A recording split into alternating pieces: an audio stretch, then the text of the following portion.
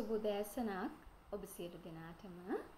මෙම කොරෝනා ව්‍යසන සමයේ පෙර පාසල් ගුරු මහත්මීන් වෙනුවෙන් ඉතා වටිනා NVQ level 4 පාඨමාලාව RPL ඔස්සේ අප වෙත තිලින කිරීම සම්බන්ධයෙන් බස්නාහිර පාසල් පෙර පාසල් ඒකකයේ අධ්‍යක්ෂක මහින්ද කොටිතුවක්කු මහතාටත් අපව මෙම පාඨමාලාවෙන් පෝෂණය කිරීමට නිරන්තරයෙන් කැපවන ජානක කමල්ගොඩ මහතාටත් රාජ්‍ය සේවකගේ රාජකාරී කටයුතු වලට පමණක් සීමා නොවි උදේ දවල් රැ පුරා අප වෙනුවෙන් මහන්සි වී අවංක නිහතමානී සේවයක් ඉටු කරන උපුල් මහතාටත් රේන්බෝ කණ්ඩායම වෙනුවෙන් අප සියලු දෙනාගේම ස්තුතිය මේ අවස්ථාවේදී පුද කිරීමට මම කැමතියි. මෙම දේශනය 2021 වසරේ අලුතෙන් අප රේන්බෝ පෙර පාසලට බඳවා ගන්නා දරුවන්ගේ දෙමාපියන්ට සිදු කිරීමට මම කැමතියි. පැමිණ සිට සියලුම දෙමව්පියන්ව ඉතාමත් ආදරයෙන් මෙම දේශනයට පිළිගන්නවා. 2021 වසරේ සිට ඔබ තුරුලේ හිටපු ඔබේ පුංචි දරු පැටියා ඔබ මගේ අතට දෙනවා. එතකොට 2021 වසරේ ජනවාරි මාසයේ සිට ඔබේ දරුවාව මෙම පෙර පාසලෙන් ඉවත්ව යන දිනයේදී මම හා මගේ අනිත් ගුරු මහත්මීන් එකතු වෙලා කොතනටද ගෙනියන්නේ ඒ දරුවා වසර 2කට 3කට පසුව කොතනද ඉන්නේ කියන එකට විශාල වගකීමක් කාර්යභාරයක් අප සතුව තියෙනවා. දැන් මේ විශාල කාර්යභාරය ඉටු කර ගැනීම මටවත් මගේ ගුරුවරුන්ටවත් විතරක් කරන්න බෑ. ඒට හේතුවත් මම කියන්නම්. ඒට හේතුව තමයි ඔබගේ දරුවා. ඔබගේ කුස තුල පිළිසිඳගත් දවසේ ඉඳලා ඔබගේ දරුවගේ මොළයේ වර්ධනය සිදු වෙනවා. එතකොට මෙම මොළයේ වර්ධනය ඔබ මට බාර දෙන අවස්ථාවේදී අවුරුදු 2කමාරක් 3ක් පහු කර. දැන් මේ අවුරුදු 2කමාර 3න් පස්සේ තමයි මගේ වගකීම, මගේ ගුරුවරුන්ගේ වගකීම පැවරිලා තියෙන්නේ. එතකොට අර ඔබගේ කුස තුල පිළිසිඳගත් දවසේ ඉඳලා මේ දක්වා ඔබ දෙපළ, ඔබගේ වැඩිහිටියන්, නෑදෑයන්, යහළුවන්, මිත්‍රයන් කරන ලද යම්කිසි අහිතකර බලපෑමක් ඔබේ දරුවට ඇති වෙලා තියෙනවද මේ මොළයේ දියුණුවට කියන එක මගේ දේශනෙන් අනතුරුව ඔබට දැක බලා ගන්න, අනුමාන කර ගන්න, සිතා ගන්න නිගමනයකට එන්නට පුළුවන් වේවි.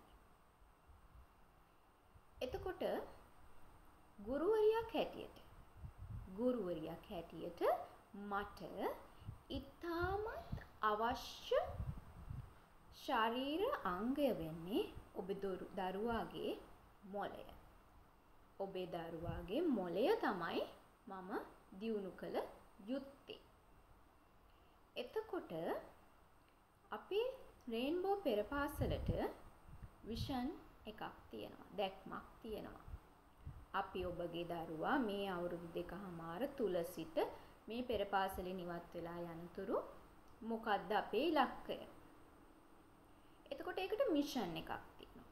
ඒක අපි මේ ඉලක්කය සපුරා ගන්න මමත් මගේ ගුරු මහත්මීනොත් කැප වෙන්න අපිට තියෙනවා දැක්මක්, විෂන් එකක්.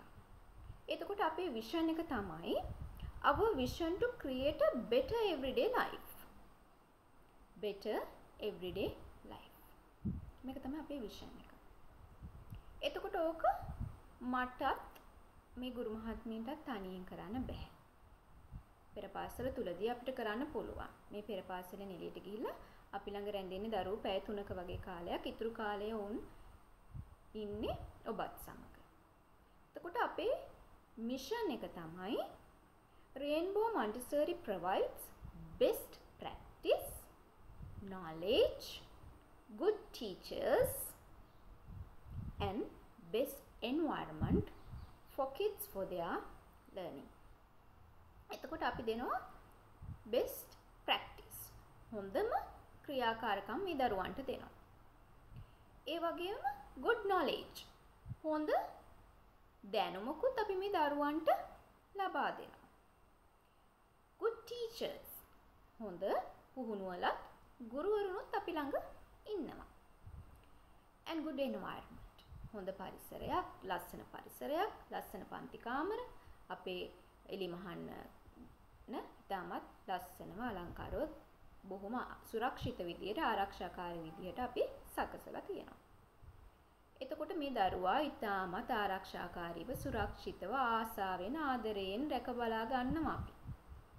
නමුත් ඔබ නිවසේදී සිදු කරන යම්කිසි වැරදි ක්‍රියාකාරකම් නිසා අපිට මේ දේ කරා ළඟා වීමට පොඩ්ඩක් අපහසු වෙන්න පුළුවන්.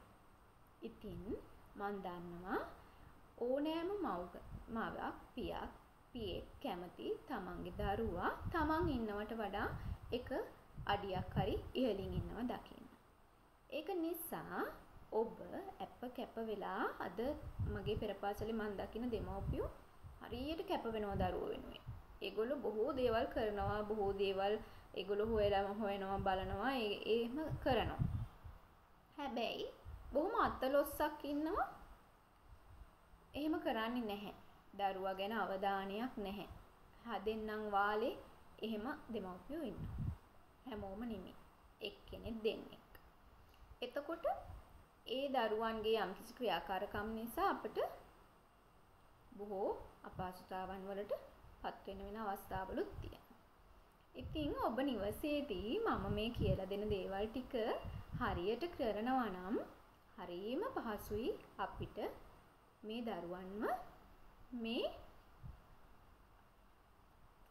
අපි බලාපොරොත්තු වන ඉලක්කය කරා රැගෙන යන්න.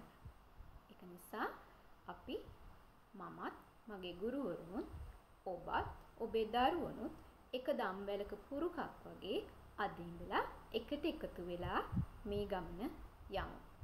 ඒකට මට ඔබ කොහොමද උදව් කරන්න ඕනේ කියලා මම දැන් පැහැදිලි කරන්නම්. දැන් අපි බලමු මං කිව්ව ගුරුවරියක් හැටියට මට ඉතාමත්ම වැදගත් ශරීර අවයවය තමයි ඔබේ දරුවාගේ මොළය. දැන් මේ මොළය මම නෙමෙයි කියන්නේ මේක කියන්නේ රොජර්ස් පෙරි කියන අධ්‍යාපනඥයා. රොජර්ස් පෙරි අධ්‍යාපනඥයා 1950-1960 වකවානුවේ ඉදිරිපත් කරන ලද මතවාදයක් තමයි මම මේ ඔබ ඉදිරියේ ගෙනහැර දක්වන්නේ. එතකොට මෙතුමා පවසන විදිහට එතුමා කියනවා අපේ මොළය අපි කොටස් දෙකකට මෙහෙම බෙදා වෙන් කළොත් ඔබ දැකලා ඇති රූප සටහන් වලට ඉගෙනගෙන ඇති විද්‍යාවට මොළය අපිට සමාන කොටස් දෙකකට බෙදලා දැක ගන්න පුළුවන්. එතකොට අපි හිතමු මේ කොටස වම් මොළය, මේ කොටස දකුණු මොළය. එතකොට මේ වම් මොළය තියෙනවනේ. ඔබේ මොළයේ කොටස් දෙකකට බෙදුවොත් වම් මොළය. මෙන්න මේ වම් මොළය ක්‍රියාකාරීත්වය වැඩි නම් ඒගොල්ලෝ මොනවලටද දක්ෂ? දැන් අපේ පෙරපාසලට එන දරුවන්ගේ මෙයාගේ වම් මොළයේද ක්‍රියාකාරීත්වය වැඩි, දකුණු මොළයේද ක්‍රියාකාරීත්වය වැඩි කියලා අපිට කියන්න පුළුවන්. ඔහුගේ හැසිරීම් ක්‍රියාකාරකම්, ඔහුගේ දක්ෂතාවයන් බැලුවම අපිට කියන්න පුළුවන් එයා මොනාටද දක්ෂ. එතකොට මේ වම් මොළය ක්‍රියාකාරීත්වය වැඩි අය තාර්කිකයි.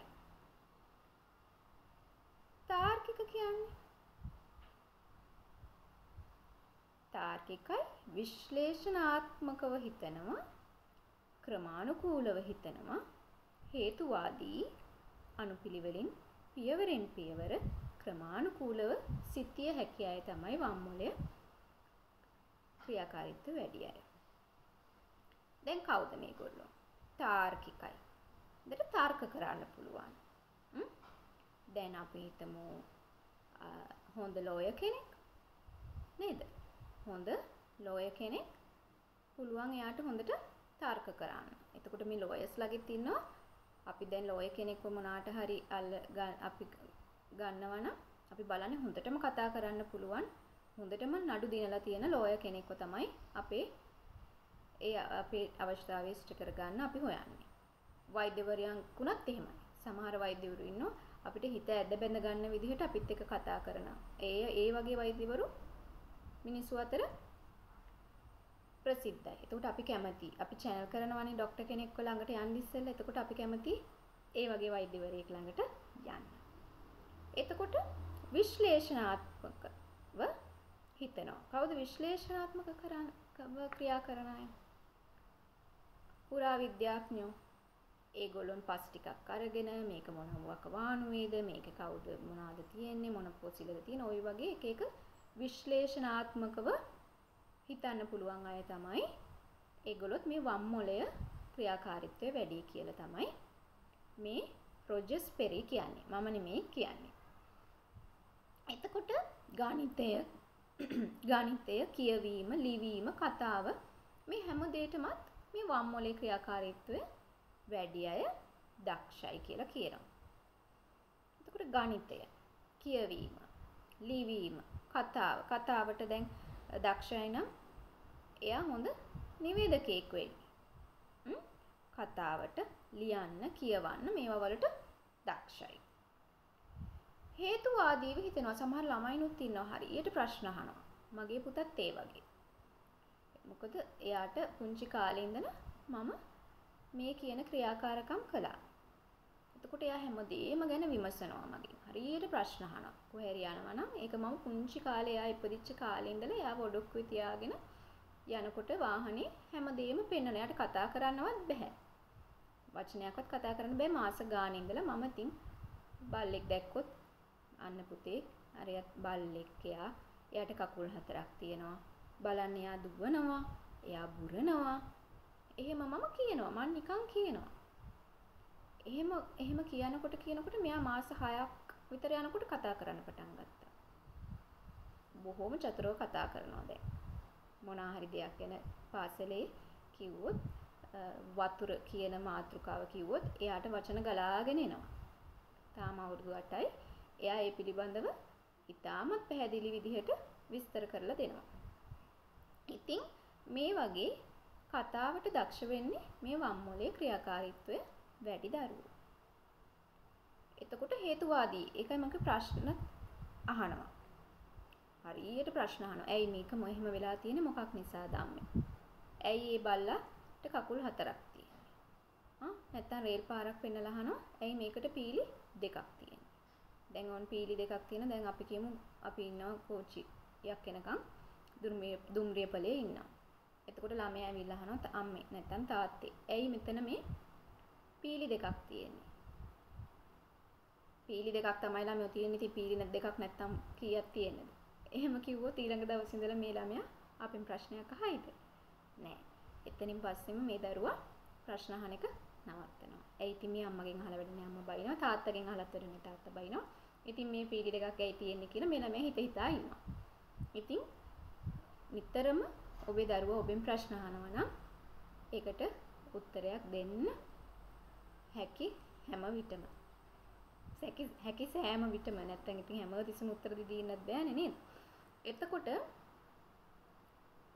මෙහෙනම් මේ වම් මොලය ක්‍රියාකාරීත්වය වැඩි අය තමයි මේ විදිහට අපි හිතන්නේ වෛද්‍යවරයෝ, ලෝයර්ස්ලා, ඉන්ජිනියර්ස්ලා එහෙම වෙන්නේ. එතකොට මේ දකුණු මොලේ ක්‍රියාකාරීත්වය වැඩි අයත් ඉන්නවනේ. ඒගොල්ලෝ වැඩක් නැහැ. අර වම් මොලේ ක්‍රියාකාරීත්වයට තමයි ඕන. එහෙමද? ડોක්ටර් කෙනෙක් වෙන්නෙත් නැහැ, මගේ ළමයා ලෝයර් කෙනෙක් වෙන්නෙත් නැහැ, ඉංජිනේරුවෙක් වෙන්නෙත් නැහැ. වැඩක් නැහැ. එහෙම නැහැ. එතකොට දැන් මේ ලෝකේ ප්‍රසිද්ධ පුද්ගලයෝ මේ වම් මොලේ ක්‍රියාකාරීත්වය වැඩි පුද්ගලයෝ විතරද ප්‍රසිද්ධ පුද්ගලයෝ මේ ලෝකේ ඉන්නේ? නෑ. අපි බලමු දකුණු මොලේ ක්‍රියාකාරීත්වය වැඩි පුද්ගලයෝ කවුද කියලා. ඒගොල්ලන්ට තියෙනවා දෘශ්‍යමය හැකියාව. අවකාශමය, සංජානමය, රිද්ම, පරිකල්පන, නිර්මාණාත්මක අන්තඥාණයෙන් ක්‍රියා කරනවා කියලා මේ රොජර්ස් පෙරි තමයි කියන්නේ. මම නෙමෙයි. එතකොට මෙතුම ඇයි මෙහෙම කියන්නේ? මොනවාද දෘශ්‍යමය කියන්නේ? ඇසට පෙනෙන ලස්සන චිත්‍ර ශිල්පියෙක්. හොඳ ඡායාරූප ශිල්පියෙක් වෙන්න පුළුවන්. එතකොට මේ රටේ ප්‍රසිද්ධ මේ ලෝකෙම ප්‍රසිද්ධ ඡායාරූප ශිල්පියෝ නැද්ද? දැන් ඔබේ දරුවා කොලයක් අරගෙන ලස්සන චිත්‍රයක් ඇඳ ඉන්නවා. ඉතාමත් ලස්සනට ඇඳලා පාට කරලා තියෙනවා. හැමදාම අඳිනවා. හැමදාම ඔබට ගෙනල්ලා පෙන්නනවා. දවස් දෙක තුනක් බලලා හතරවෙනි දවසේ ඉඳලා ඔබ බනින්න පටන් ගන්නවා. මොකද නම් මේ වැඩේ හැමතිස්සෙම චිත්‍ර අඳිනවා විතරයි පොතක් පතක් අල්ලන්නේ. ඉතින් ඔබට ඕනේ මෙයාව වෛද්‍යවරයෙක් කරන්න. ඔබට ඕනේ ඉඳගෙන වාඩි වෙලා පාඩම් කරලා වෛද්‍යවරයෙක් කරන්න. ඔබට ඕනේ මෙයා චිත්‍ර ශිල්පියෙක් කරන්න. නමුත් ඔබේ දරුවාගේ දක්ෂතාවයේ තියෙන්නේ චිත්‍ර ශිල්පියෙක් වෙන්න නම් කරුණා කරලා ඔබේ දරුවට අත දෙන්න හොඳ චිත්‍ර ශිල්පියෙක් වෙන්න. එතකොට නැත්තම් අර ඔබ සිදු කරන වැරදි ක්‍රියාව නිසා මුළු ලෝකෙම ප්‍රසිද්ධ වෙන්න හිටපු චිත්‍ර ශිල්පියෙක් කිසිම ප්‍රසිද්ධියක් නැති වෛද්‍යවරයෙක් වෙලා නවතින්න පුළුවන්. ඒක නිසා ඔබේ අතේ විශාල කාර්යභාරයක් තියෙනවා. අවකාශමය. මොකද මේ අවකාශමය කියන්නේ? අපි ඉන්නවා අපි පුංචි දරුවෝ අපි පෙරපාසලට ආවමත් අපි දෙන්නේ මේගොල්ලන්ට මැටි ගුලියක්. ක්ලේ කියන්නේ අපි නේද? දැන් ඉංග්‍රීසියෙන්නේ දන්නේ වැඩිපුර. එතකොට අපි දෙනවා ක්ලේ මැටි ගුලියක් දුන්නා. මේ මැටි ගුලිය මොකද කරන්නේ දරුවා?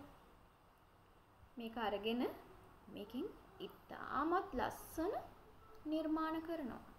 මගේ එක දරුවෙක් ඉන්නවා අවුරුදු 3යි. ඉතාමත් ලස්සනට රෝස මල් කේක් එයා නිර්මාණය කරනවා මේ ක්ලේ වලින්. මට හිතා ගන්න බෑ ඒ දරුවා එච්චර පුංචි වයසින් කොහොමද එච්චර නිර්මාණශීලීව ඒක සිදු කරන්නේ කියලා. ඒකේ හරිම නීට් හරිම ලස්සනට ඒ දරුවා එක කරනවා. ඉතින් එතකොට අපි නිකම් මැටි ගුලියක් නේ දුන්නේ. එතකොට බලන්න. එතකොට මේ දරුවාගේ දක්ෂතාවයේ තියෙන්නේ මේ දකුණු මොලේ තමයි ක්‍රියාකාරීත්වය වැඩි. එතකොට ඒ නිර්මාණය සිදු කරන්න අපි හැමතිස්සෙම අනිත් එක දරුවන්ව අගය කරන්න ඕනේ. ඒ වගේ දෙයක් කරලා ගෙනත් වෙනවා. අනේ පුතේ හරි ලස්සනයි. ඔයා කොහොමද මේක හැදුවේ? මටවත් බෑනේ මෙහෙම හදන්න. ඉතින් ඊළඟ දවසෙත් මේ දරුවා කැමති මේ වගේ නිර්මාණයක් කරලා ගෙනලා ඔබට පෙන්නන්න. නැත්තම් ඔබ මේ උයවින ගම හරි පුතේ ඔක තියන්න පැත්තකින් මම පස්සේ බලන්න කිව්වොත් ඊළඟ දවසේ ඉඳලා මේ දරුවා ඔබට කිසිම දෙයක් ගෙනලා පෙන්නන්නේ නැහැ. අම්මට පෙන්නලා වැඩක් නැහැනේ. එයාම වැඩ කරනවානේ. එයාට වැඩනේ. ඉතින් එයාට මේකට වෙලාවක් නැහැ. දරුවා අනාගතයේ ඉතාමත් හොඳ ස්ථානයකට යන්න තියෙන මාර්ගය ඔබ නැති කරනවා. එතකොට සංජානනය කියන්නේ මොකක්ද? මොන්ට එකවරක් කිව්ව ගමන් කියන දේ පැහැදිලිව තේරෙන්නේ නැහැ. මතක හිටින්නේ නැහැ. මොන්ට කිහිප විටක් කියන්න ඕනේ.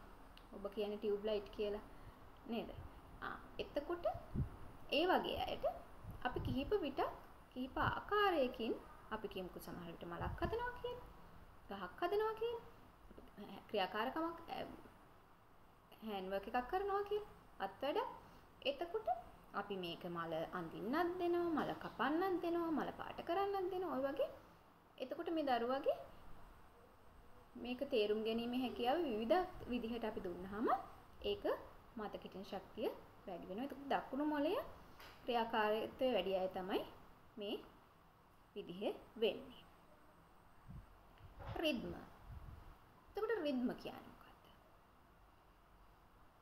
නළු නිලියන්, ගායකයන් නර්තන ශිල්පීන් මේගොල්ලෝ මේ රිද්ම නිසා තමයි අපේ හිතේ රැඳිලා ඉන්නේ. එතකොට ඔබ මෙහෙම හිතන්නකෝ. මේ මුළු ලෝකෙම ඉන්නේ වෛද්‍යවරු විතරයි. එතකොට මේ ලෝකෙම ඉන්නේ ඉන්ජිනියර්ස්ලා විතරයි. ඔබ හිතලා බලන්න ඔබ ඊටමත් දුකටපත් වෙච්ච වෙලාවක කනස්සල්ලෙන් ඉන්න වෙලාවක නැත්නම් ඊටමත් වෙහෙසකාරීව ඉන්න වෙලාවක හොඳ සංගීතයක් සින්දුවක් ඔබට අහන්න හිතෙනවද නැද්ද? මට නම් හිතෙනවා. එතකොට අපි මේ සින්දුවට සවන් දුන්නාම අපේ හිත සැහැල්ලු වෙනවා. එතකොට වෛද්‍යවරු විතරක් ඉඳලා තිබුණා නම් මේ ගීත සංගීත නිර්මාණය වෙලා නොතිබුණා නම් ඔබ හිතනවද හොඳයි කියලා? නෑ. මේ හැමෝම මේ ලෝකේ විශේෂ පුද්ගලයෝ. එතකොට හැම දරුවෙක්ම ඒ වගේ විශේෂයි. හැම දරුවෙක්ගෙම ඒ දරුවන් තුල තියෙන දක්ෂතාවය ඔබ තේරුම් අරගෙන එයට උදව් කරන්න. අම්මට තාත්තට පාස් වෙන්න බැරි වෙච්ච විභාගය දරුවා පාස් වෙනවා බලන්න ආසයි තමයි. නමුත් එය බලකිරීමෙන් සිදු කරගන්න අපට බැහැ. එතකොට පරිකල්පන කියන්නේ දැන් අපි හිතමු හොඳ ලේඛිකාවක් ලස්සනට කතා ලියනවා. හැරි පොටර්. ඒ කතා මාලාව ඇත්තට සිදුවෙච්ච දෙයක්ද? නෑ, මේ එයාගේ සිතේ පහළ වෙච්ච සිතුවිලි. හැබැයි අපිට මේ පොත කියවනකොට අපිට දැනෙනවා ඒ හැම ක්‍රියාවක්ම අපිට දැනෙනවා වගේ. එහෙම දෙයක්, එහෙම රූපයක් අපිට මේ වෙනවා. එතකොට BFG පොත Big Friendly Giant. ඒ කියන්නේ ලොකු හරිම මිතුරු යෝධයෙක්. එතකොට අපිට මේ යෝධයා මැවිලා පේනවා. ළමයි මේ වගේ කතා අහන්න ආසයි. එතකොට මේ පරිකල්පන හැකියාව නිසා තමයි මේ දේවල් කරලා තියෙන්නේ. එතකොට ඒගොල්ලොත් වැඩක් නැද්ද? අපිට මේ හැම දරුවෙක්ම විශේෂයි. නිර්මාණාත්මක අලුත් නිර්මාණ බිහි කරනවා. එතකොට අලුත් නිර්මාණ බිහි නොවෙන්නම හේතුව වෙන්න පුළුවන් මේ දෙමව්පියන්ගේ වැරදි නැත්නම් ගුරුවරුන්ගේ වැරදි ක්‍රියාකාරකම්. ඒ ඉතින් මේ කිසිම අලුත් දෙයක් කරලා ගෙනල්ලා පෙන්නුවට මේකට කිසිම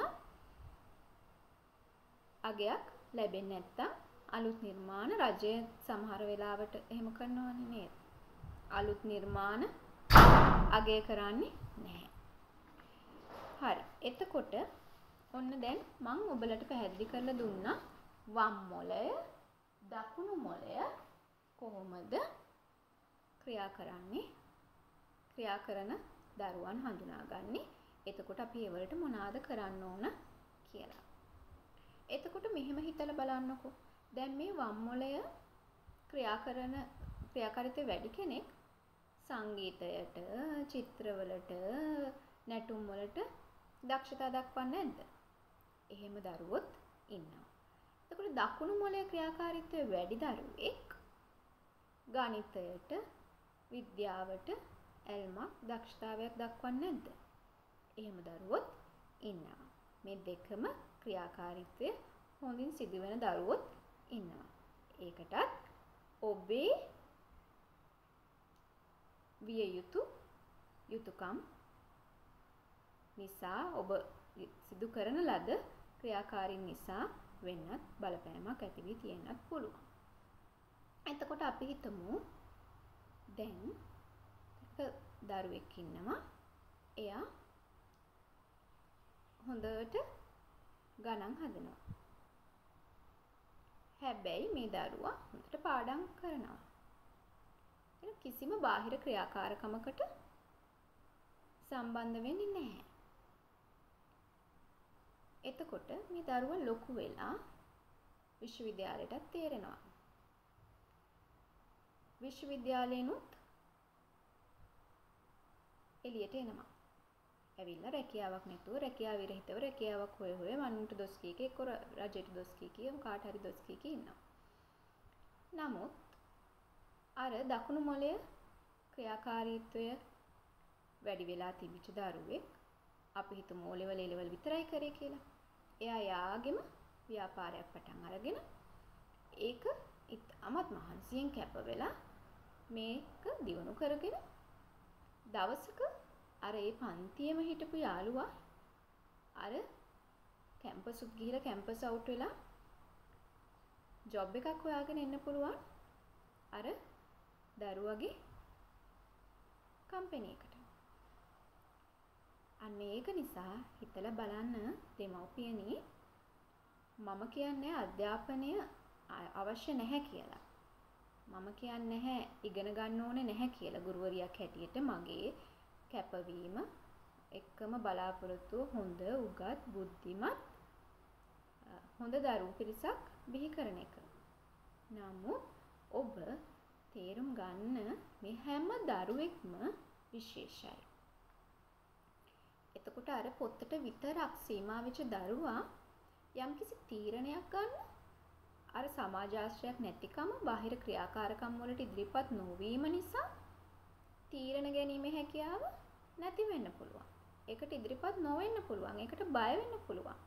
නමුත් අර සමාජයේ සමග ගැටුණු අධ්‍යක්ීම් වැඩි ඒ වගේ දරුවෙක් බොහොම ක්‍රියාශීලී. ඕනම දෙයකට බය නැහැ. මොනවා හරි දෙයක් හරියන්න හෝ වැරදෙන්න හෝ කරලා බලනවා. ඒ වගේ දේවල් නිසා තමයි අපි මේ හැම දෙයක්ම පිළිබඳව ඔබව දැනුවත් කරන්නේ. දැන් මම මොළය පිළිබඳව දැනුවත් කිරීම කළා. දැන් මම තවත් එක් පුද්ගලයෙක් ඉදිරිපත් කළපු න්‍යායන් පිළිබඳව ඔබව පුංචි දැනුවත් කිරීමක් කරන්නම්. ඔහු තමයි රොනල්ඩ් කොටුලැක්. මේ රොනල්ඩ් කොටුලැක් කියන පුද්ගලයා මූලධර්ම 12ක් අධ්‍යාපනඥයා මූලධර්ම 12ක් 1996 වසරේදී හඳුන්වා දීලා තියෙනවා. අපි බලමු මෙම මූලධර්ම 12 ඔස්සේ අපිට මට මගේ අනිකුත් ගුරු මහත්මීන්ට මෙන්ම ඔබට කරන්න පුළුවන් කාර්යභාරය මොකක්ද කියලා. එතකොට මොහුගේ ප්‍රධාන න්‍යාය තමයි සෑම මොළයක්ම අසම සමයි. සෑම මොළයක්ම අසම සමයි. මොකද සෑම මොළයක්ම අසම සමයි කියන්නේ? දැන් ඔබ හිතනවා නම් ගෙදර දරුවෝ දෙන්නෙක් ඉන්නවා නම් අයියා හොඳට ඉගෙන ගන්නවා, නංගි ටිකක් ඉගෙන ගන්න, එයා හරි මැට්ටෙක්. එහෙම මැට්ටෝ ඉන්නවද? නෑ. එහෙම මැට්ටෝ නෑ. මේ හැම මොළයක්ම අපිට පුළුවන් දියුණු කරන්න. ඒක දියුණු කිරීමේ කාර්යභාරය තියෙන්නේ ඔබත් මාත් ළඟ. එතකොට අපි මේකට මේ මොළයට ලබා දෙන ක්‍රියාකාරකම් අනුව තමයි එයාගේ දියුණුව තියෙන්නේ.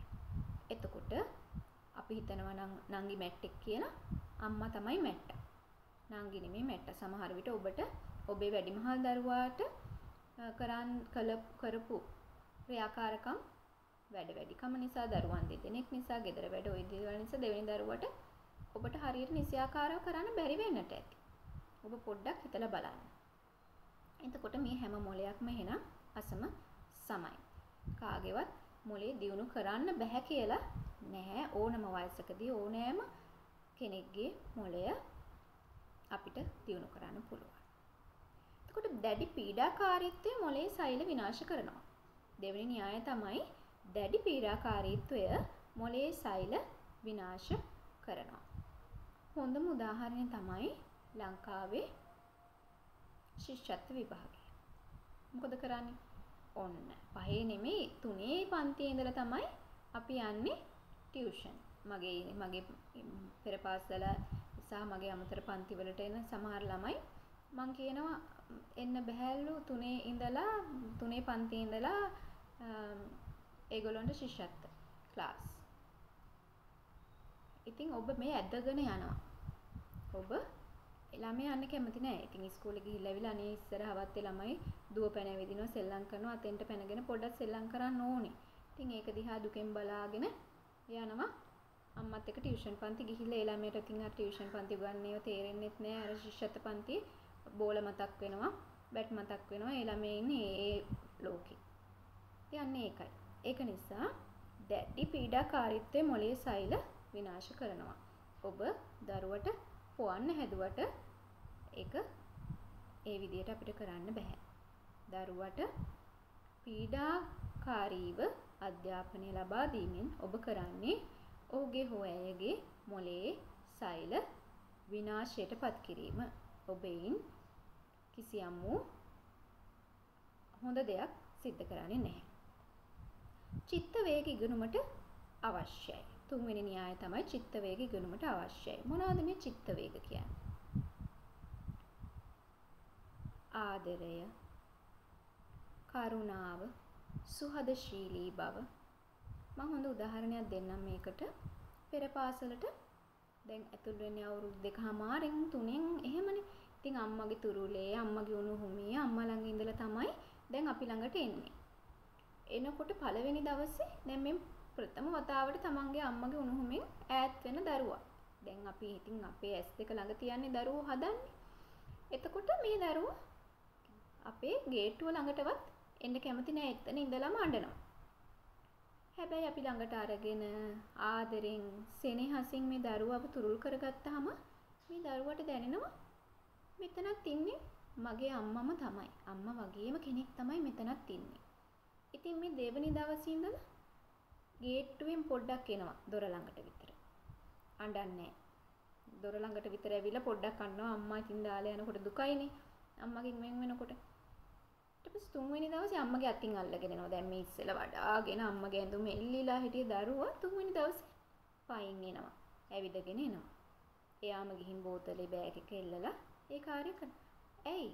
මේ දරුවට මේ ගුරු මහත්මියගේ ආදරය, සෙනෙහස දැනෙනවා. ඔහුට රැකවරණය දැනෙනවා. ඔහුට ආරක්ෂාවක් දැනෙනවා. එතකොට එතන ඉඳලා ඔහු ඇය මේ ගුරු මහත්මිය Tamanගේ දෙවනි මව කරගෙන අම්මා වගේම මට ආදරෙන් කරුණාවෙන් සලකනවා.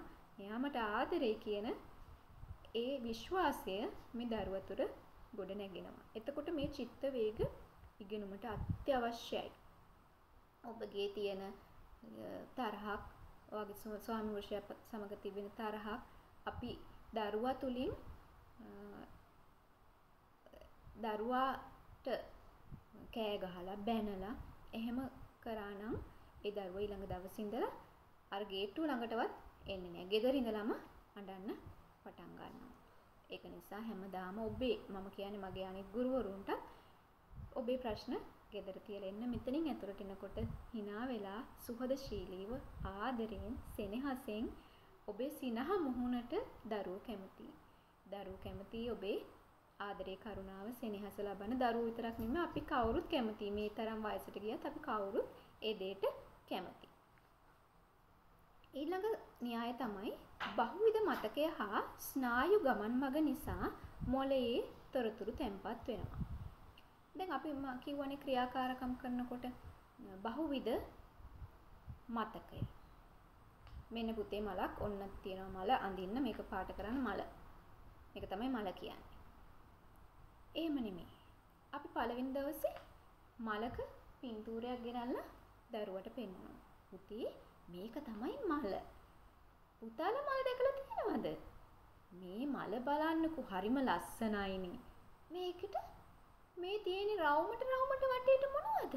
මේවා තමයි පෙති. මේ පෙති වලට අපි මොකද කරන්නේ? අපි මේ පෙති ලස්සනට පාට කරමු. පාට කරන්න අපි මොනවද ගන්නෙ? ලස්සන පාට. අපි දැකලා තියෙනව නේද? අම්මගේ මිදුලේ, ටීචර්ගේ මිදුලේ ලස්සන මල් පිළ තියෙනවා. ඒ මල් කඩන්න හොඳ නෑ. බබාලට ගහනවට කැමතිද බබාලා? නෑනේ. ඒ වගේ තමයි මල් කඩනවටත් මල කැමති නෑ. මලට රිදෙනවා. එහෙනම් අපි මේ මල් කඩන්නේ නෑ. අපේ යාළුවෝ තමයි මල්. අපි මේ මල ලස්සනට පාට කරලා වටේ පෙති ටික ලස්සනට කපලා මේක පොත කාලවල අම්මට ගිහින් දෙමු. එතකොට අම්මා කියයි මගේ හොඳ පුතා. පුතා තමයි මගේ හොඳම පුතා කියලා කියයි.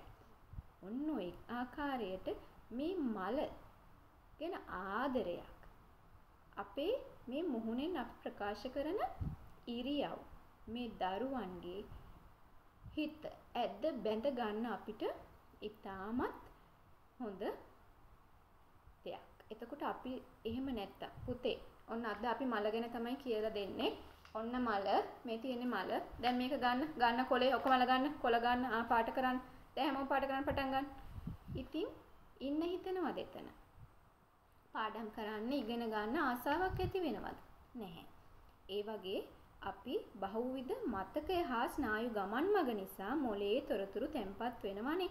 ඒක කරන ගමනොත් මම ඊට අමතරව ඊට පිටින් ගිහිල්ලා තමයි ඔබට කිව්වේ ඒ විදිහට අපි මේ ඉගැන්වීම් ක්‍රියාවලිය කරන්නට ඕනේ. එතකොට මේ ඉගෙනුම් සිත හා කය දෙක පාදක කරගෙන පවතිනවා. එතකොට ඉගෙන ගන්න ගමන් අපිට සිතයි කයයි දෙකම අපේ ශරීරයයි හිතයි දෙකම ඒ වෙනුවෙන් අපි යොමු කරන්නට ඕනේ. ඒක ඉතාමත් වැදගත් වෙනවා. වෙනත් වැඩක් කර කර ඉන්න ගමන් අපිට ඉගෙනීම් ක්‍රියාවලියේ යෙදෙන්නට බැහැ. ඒ වගේම මොළය සංකීර්ණ හා අවස්ථාවට උචිත ලෙස හැඩ ගැසෙන පද්ධතියක්. ඒ කියන්නේ අවස්ථාවට උචිත ලෙස හැඩ ගැසෙනවා. දැන් පෙර පාසල් ගුරුවරියෝ. එතකොට අපි මේ පෙර පාසල කරගෙන ඒකාකාරී විදිහට හැමදාම යනවා පෙර පාසල කරනවා, ගෙදර එනවා, යනවා. NVQ level 4 එකක් ගැන හිතලවත් තිබුණේ නැහැ. අනේ ඕකට දැන් ආයෙ යන්න බෑ, ගිහිල්ලා ඕක කරන්න බෑ. ඉතින් අපිට හරියට ප්‍රශ්න. ඕක දැන් මතකත් නැහැ. අපි දැන් වයසයි ඉස්කෝලේ ගිය කාලේ වගේ පාඩම් කරන්නත් බෑ. එහෙම හිතන්න පුළුවන්. ඒත් දැන් මේක කරන්න ගත්තට පස්සේ අමුතු ප්‍රබෝධයක් අපේ ඇති වෙලා තියෙනවා. කැමැත්තක් ඇති වෙලා තියෙනවා. ආශාවක් ඇති වෙලා තියෙනවා. අපි කැමති මේක ඉතාමත් හොඳින් කරලා මේක සම්පූර්ණ කරන්න. අන්න ඒ වගේ ඕනෑම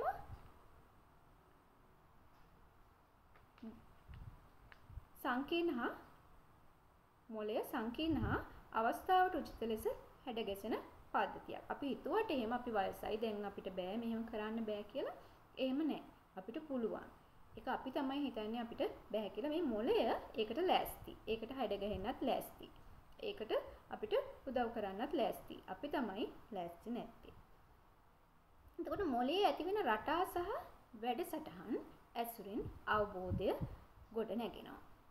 ක්‍රමානුකූලව පෙළ ගැස්මකට මේකේ තියෙන මොළයේ ඇතිවෙන රටා සහ වැඩසටහන් ඇසුරින් අපේ අවබෝධය අපිට ලබා දෙන්න මොළයට හැකියාව තියෙනවා.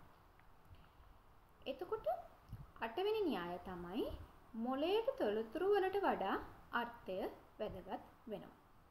මොළයට තොරතුරු වලට වඩා අර්ථය වැදගත් වෙනවා. data වලට වඩා තොරතුරුයි අර්ථයයි තේරුමයි. දැන් මම කැමතියි මෙතනදී විශේෂ ස්තුතියක් ලබා දෙන්න අපේ ජානක කමල්ගොඩ මහතාට.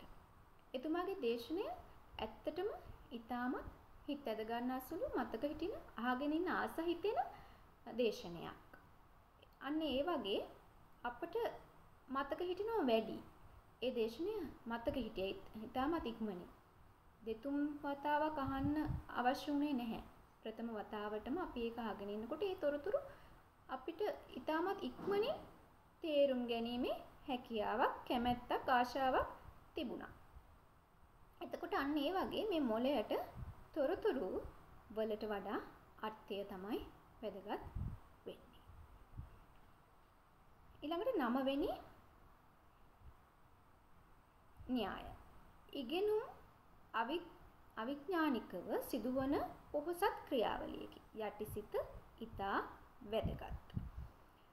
දැන් අපේ ජීවිතයට දවසින් දවස අත්දැකීම් එකතු වෙනවා. පුංචි දරුවෙක් වගේ ඉඳලා ඊට පස්සේ පාසලට ගිහිල්ලා පාසලෙන් අපි ඉවත් වෙලා අපි වැඩිහිටියන් වෙලා රස්සාවක් කරලා ওই විදිහට අපේ ජීවිතයට දිනෙන් දින අත්දැකීම් එනවා. ඇතුළත් වෙනවා. අපිට ලැබෙන අත්දැකීම්. මේ අත්දැකීම් සියල්ලම අපගේ මොළයේ තැන්පත් වෙනවා. ඒකනේ අපි කියන්නේ අපි මුළු ජීවිත කාලයම ඉගෙන ගන්නවා කියලා. ඉගෙන ගත්තත් ඉගෙනගෙන ඉවර කරන්න බෑ කියලා. නේද? හැබැයි ඒ වගේම මේ ලැබෙන හැම අත්දැකීමක්ම අපේ මොළයේ තැන්පත් වෙනවා. දිනෙන් දින වැඩි වෙනවා. එතකොට 10 වෙනි න්‍යාය තමයි මොළය හොඳින් වැඩෙන්නේ අන්‍ය මොළය සමග ක්‍රියා කරන විට. අනිත් අයගේ කණ්ඩායමක් හැටියට ක්‍රියා කරනකොට මොළයේ දියුණුව වැඩි වෙනවා. දැන් මම කැමති රේන්බෝ කණ්ඩායම ගැන කියන්නේ මේ අවස්ථාවේදී කණ්ඩායමක් හැටියට අපි සියලු දෙනාම ඉතාමත් සමගියෙන් උනන්දුවෙන් කැපවීමෙන් කැමැත්තෙන් මේ දේ සිද්ධ කරනවා. එතකොට දැන් පොඩ්ඩක් හරි ඉන්නවා නම් අපිට කම්මැලි වගේ මේක මෙහෙම නෑ අනිත් 4 දෙනාම 5 දෙනාම හොඳට මේක කරගෙන යනවා. ඒගොල්ලෝ තොරතුරු හොයනවා. ඒගොල්ලෝ මේකට රූප හොයනවා. ඒගොල්ලෝ කැප වෙලා මේක ටයිප් කරනවා. මේක එඩිට් කරනවා. එතකොට අනිත් අය එක්කෙනෙක් කරේ. එහෙම නැහැ. අපි කොමල්ලා එකා වගේ කරනවා. ඒක එහෙම කෙනෙක් හිටියා නම් එයාටත් හිතෙනවා නෑ දැන් මමත් කරන්න ඕනේ නේ. මෙයාලා හැමෝම කරනවානේ. ඒක නිසා යාගේ උනන්දුවක්, කැපවීමක්, කැමැත්තක් මේ වෙනුවෙන් ඇති වෙනවා. අන්න ඒ වගේ තමයි මේ අපි මොළයේ අන්‍ය මොළයන් සමග ක්‍රියා කරන විට ඒකේ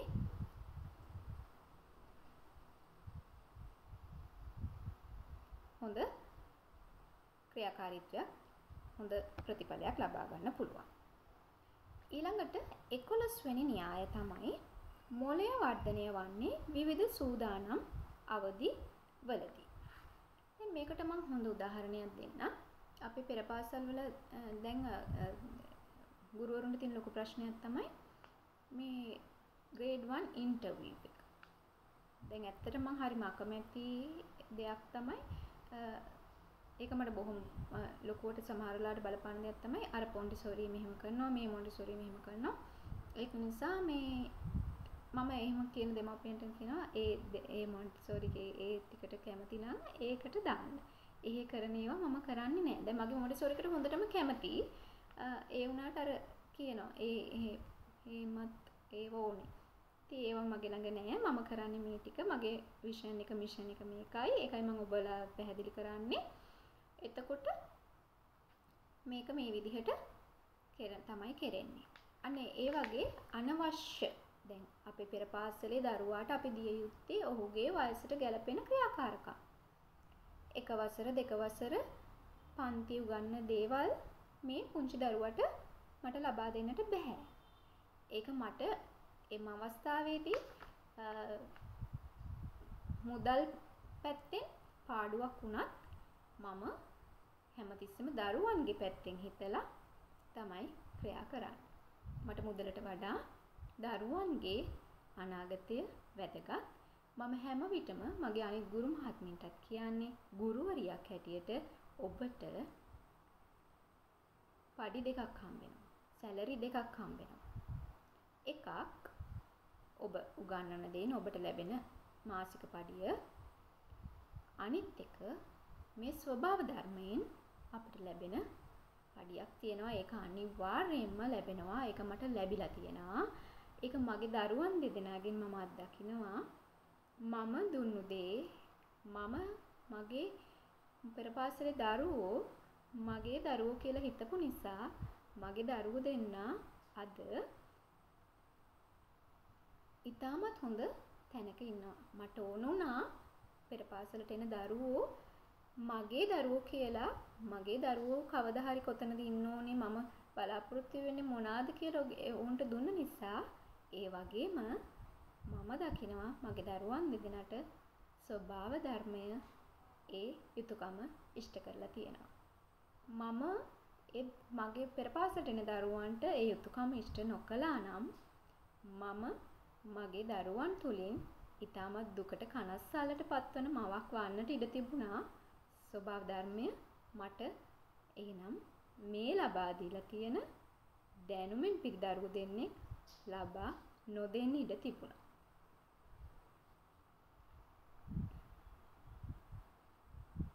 ඊළඟට අවසාන න්‍යාය ඕනෑම වයසකදී මොළයට නව ස්නායු සම්බන්ධතා ඇති කරගත හැක. වඩාත් සංකීර්ණ හා අභියෝගාත්මක අත්දැකීම් වලින් ලබන ප්‍රතිඵලය මොළයේ වර්ධනයේ වේගවත් කරයි. සංගීතය කුසලතා සමග ඉගෙනුම් සමායෝග කළ විට ප්‍රජානනය ප්‍රබලව සිදු වේ. එහෙනම් අර මම මුලින් කියපු කාරණය තමයි. මේ හැම දෙයක්ම අපි බැලන්ස් කරගෙන තමයි ජීවිතයේ ඉදිරියට ඔබේ දරුවාව රැගෙන යා යුත්තේ.